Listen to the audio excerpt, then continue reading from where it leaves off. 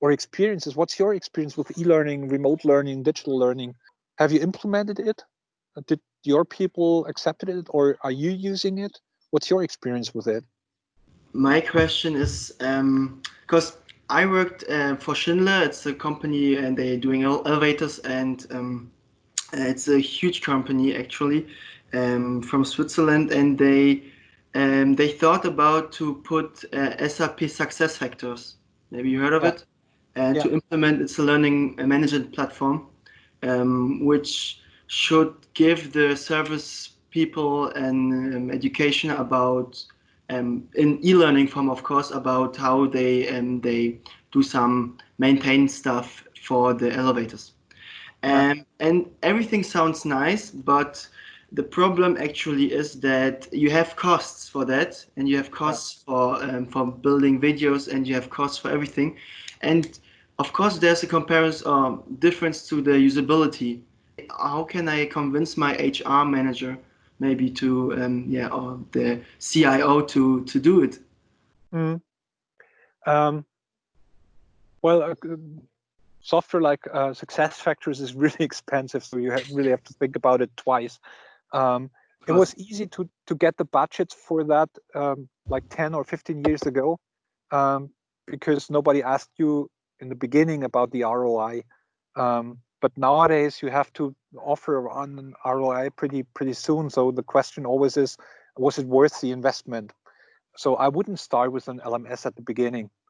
And that's a lot about SuccessFactors or other ones in this category, but even lower. It's not about the question is, do I really want to manage or to micromanage the learning?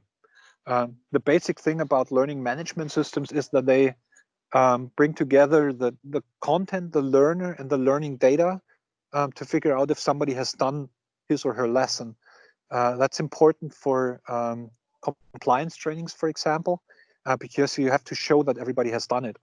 But on the other hand, it's like it's easier to start. For example, if you say, I want to figure out if e-learning works for us, start with a video training, for example. It's easy to make, or start with an audio training, whatever, and invest in a ready-made. There are a lot of off-the-shelf contents that work.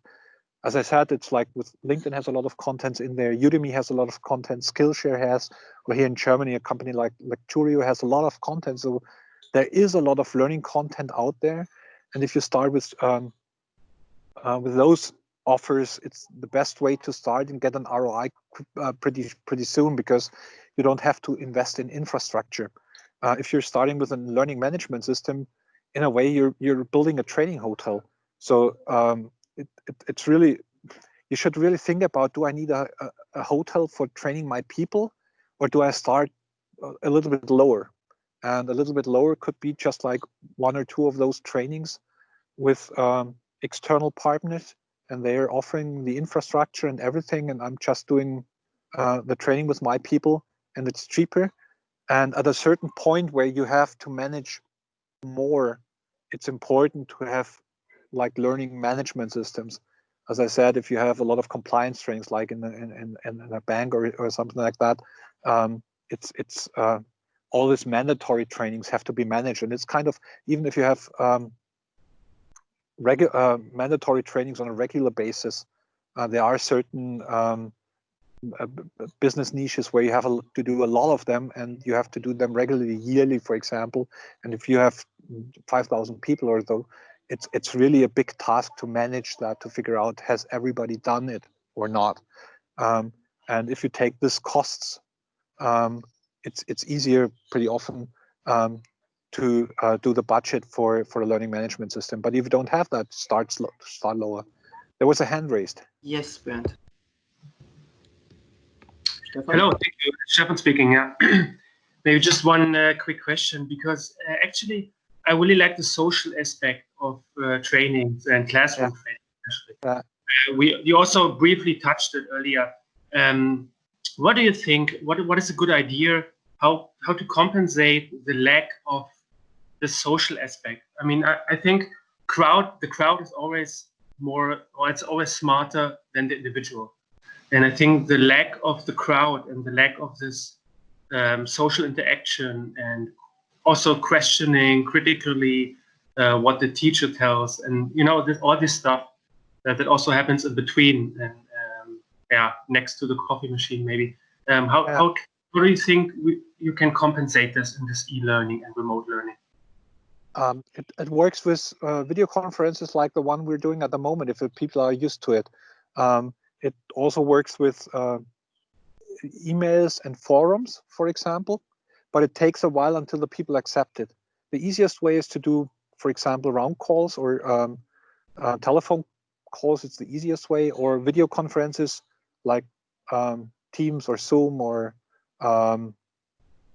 every other solution, because like if people get used to that, they start to talk to each other. And one of the things we figured out in e-learning is that it takes a little bit longer until the people start to exchange their experiences and to talk to each other.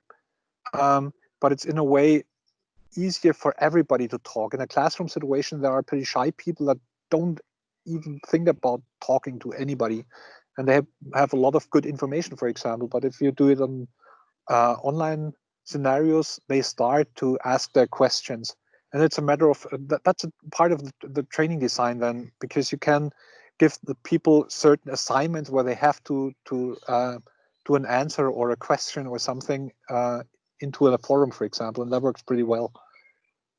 So if it's a course that is longer than a week, let's say we have a 3-month course for something, I would offer a forum, and I would give the people assignments where they have to put something into the forum each week to gain their goals. And then the discussion arises from that. Yeah, I mean, also my experience, let's say from the regular calls with my team, really that you have to approach the individually and directly. It's not like someone is cutting in or someone is just, I don't know, just coming up with something. It's more like, I think it takes a little bit more effort from the host to really get everybody on board and everybody involved. I think it's different, and as you just mentioned, I think it's also that people have to get used to it and have to feel comfortable with the e-learning and with this I don't know, social media stuff. So I think it will take some time, but I really miss the social aspect. That's what I just said. I mean, and I think I hope in future this will be much easier with new technologies. Then maybe VR or something could also be an option for video calls, actually. No? Yeah. Actually, the CIO was convinced about SAP SuccessFactors, so they implemented it and also did a lot of videos. Service people done these videos by themselves, but of course the social aspect was a little bit less. So what they did was to do games based on the trainings they had, and there was also a ranking in Germany. At that point, it was a good idea because everyone was like kind of excited about it and played it also. And once a year there was a big event in Berlin here, so everyone was exchanging and thinking, who is this? So it's kind of fun. Yeah, some nice ideas here. Thank you guys. So no one is talking. I have a question. Which software do you usually use? Because I really like Babbel's method of explaining a concept little by little and drilling you on it. And so are there any platforms like Babbel for corporate learning, for example, for IT tools trainings? Yes, there are. It's like for IT trainings, that's one of the trainings are, for example, it's called TTS. It's a German company. There was a British company called STT Trainer, like until 2 years ago. They are now called Anxiety, I think. And there is a Swiss company called Turbodemo, and their idea is pretty much the same. They are just recording your clicks and making a click manual out it. So there is then left click on this part, click right on this part. So the short manual or the simulation is done pretty easy, with all ups and downs. On the other hand, I worked with it pretty often, like a couple of years ago, and I really loved them because it was like really easy to do it in more than one language. On the other hand, I'm a fan of screencasts now because it's easier. So if you do a screen recording what you're doing and talking to it, it's easier to do it this way. So I would use our programs like Screencast-O-Matic, for example, or Camtasia, to record the things I do on the screen and offer that, because it's like the problem with those tools is they look quite great in the beginning, and it's easy to do an easy training. But if you're trying to get to help the people to really understand what they are doing, they are not enough. You're like kind of you're training click zombies in a way, because everybody is like just doing the clicks you're showing them. They're training the clicks, but they don't know why. And nowadays, I would do it with screencasts because it's easier to explain the why. So I would start with telling the people what's the reason or what are the work steps we're doing at the moment. What's the workflow behind? What's the idea or the tool should help me with? I would explain the screen design. That's important. Where's the menu bar? Where's this? Where's that? And only at the third step, I would start with where do I do what, or the how-to in a way. So that's done easier with a screencast. Okay, thank you. The question was from Stefan if it's screencast, like in the chat. Bernd. If it's Screencast-O-Matic. Cast-O-Matic, yeah. Maybe I search. It's kind of a smaller version compared to Camtasia.